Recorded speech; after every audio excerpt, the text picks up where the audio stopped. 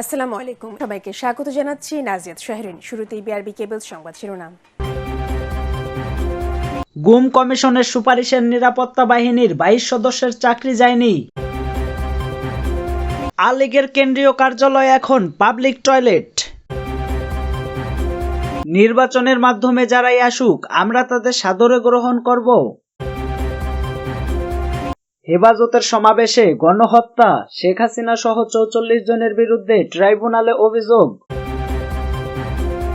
গুম কমিশনের সুপারিশের নিরাপত্তা বাহিনীর ২২ সদস্যের চাকরি যায়নি।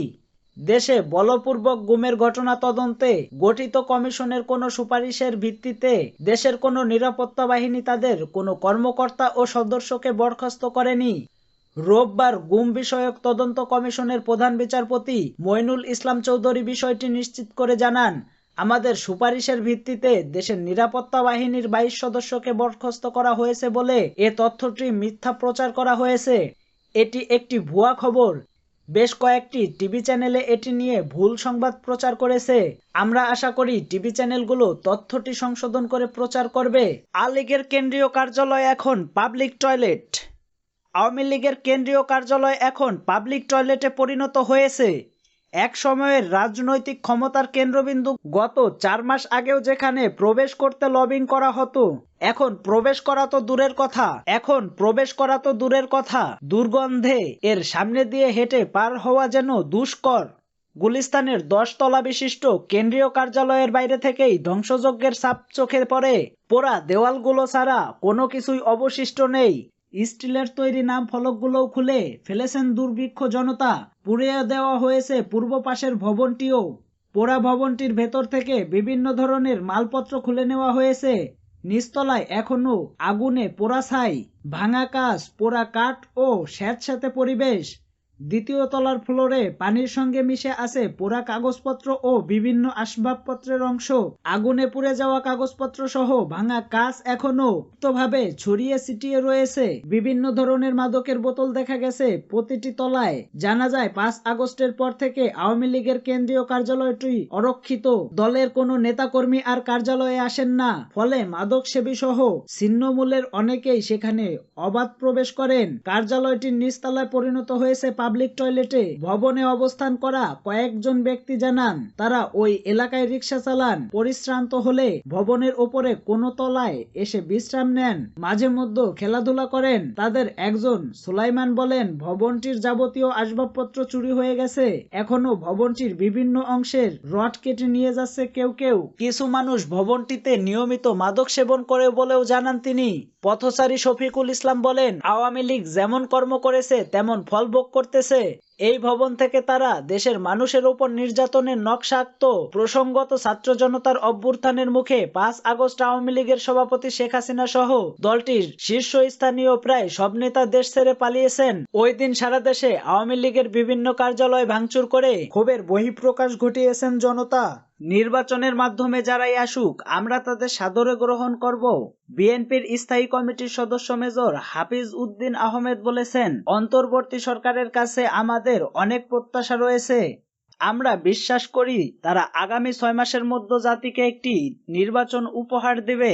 সেই নির্বাচনে যারাই ক্ষমতায় আসুক না কেন আমরা তাদের সাদরে গ্রহণ করব। সেখানে সবার ভোটের অধিকার থাকবে, গণতন্ত্র থাকবে, মানবাধিকার থাকবে। রোববার ঢাকা রিপোর্টস ইউনিটিতে বরিশাল বিভাগ সমিতির উদ্যোগে মুক্তিযুদ্ধের ৯তম সেক্টর কমান্ডার, বাংলাদেশের প্রথম রাজবন্দী বীর মেজর অব এম এ জলিলের ৩৫তম মৃত্যুবার্ষিকী উপলক্ষে আয়োজিত স্মরণ সভা ও দোয়া মাহফিল অনুষ্ঠানে তিনি এসব কথা বলেন। হাফিজ বলেন, ১৯৭১ সালের মুক্তিযুদ্ধে সেক্টর কমান্ডারের নেতৃত্বে বরিশালে ব্যাপক কর্মকাণ্ড করেছিলেন তিনি। অথচ স্বাধীন বাংলাদেশে গ্রেপ্তার হয়ে দীর্ঘ ৯ মাস কারাবরণ করেন তিনি জাসদের প্রতিষ্ঠাতা সভাপতি ছিলেন। আমৃত সংগ্রামী তাকে করেছিল প্রতিবাদী। জালিম ও লুটেরা শাসকের বিরুদ্ধে তিনি ছিলেন অকুতোভয় দেশপ্রেমী হিসেবে তিনি সারা বাংলার মানুষের কাছে জনপ্রিয় হয়ে উঠেছিলেন, আর সেইটি তার জীবনে কাল হয়ে গিয়েছিল।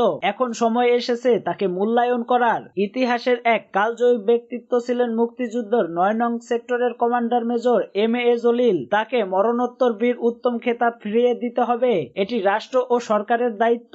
তিনি বলেন, বরিশাল বিমানবন্দর তার নামে করা উচিত। যারা জীবনে মুক্তিযুদ্ধ করেনি তাদের নামে কি করে ক্যান্টনমেন্ট হয়? বরিশাল বিভাগের তাদের নামে যা কিছু আছে সবকিছু বাতিল করে দিতে হবে। কোনো ব্যক্তির নামে ক্যান্টনমেন্ট হতে পারে না।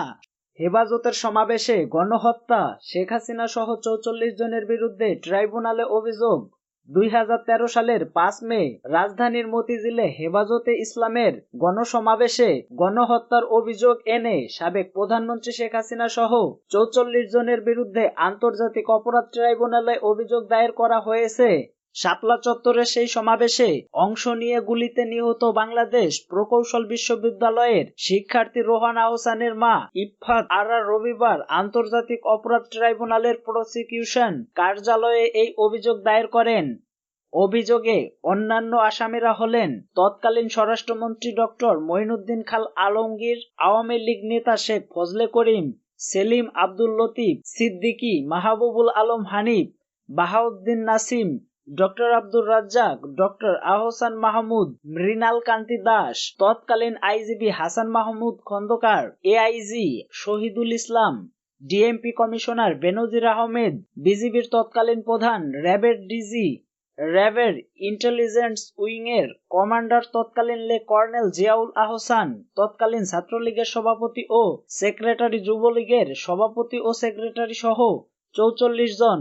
প্রসঙ্গত, ১১ বছর আগে শাপলা চত্বরে অবস্থান নিয়ে আলোচনায় এসেছিল কওমি মাদ্রাসা ভিত্তিক সংগঠন হেফাজতে ইসলাম। কয়েকজন ব্লগারের বিরুদ্ধে ইসলাম ধর্ম নিয়ে কটূক্তি করার অভিযোগ ও নারী নীতির বিরোধিতা করা সহ ১৩ দফা দাবি তুলে হেফাজত ইসলামের ওই কর্মসূচি দিয়েছিল।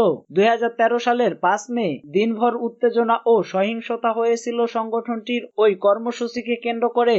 সেই রাতে রাজধানীর অন্যতম বাণিজ্যিক এলাকা মতিঝিলের শাপলা চত্বর ঘিরে তৈরি হয়েছিল এক ভীতিকর পরিবেশ। শেষ পর্যন্ত পুলিশ, র্যাব ও সীমান্ত রক্ষা বাহিনী, বিজিবির অভিযানে খালি করা হয়েছিল শাপলা চত্বর।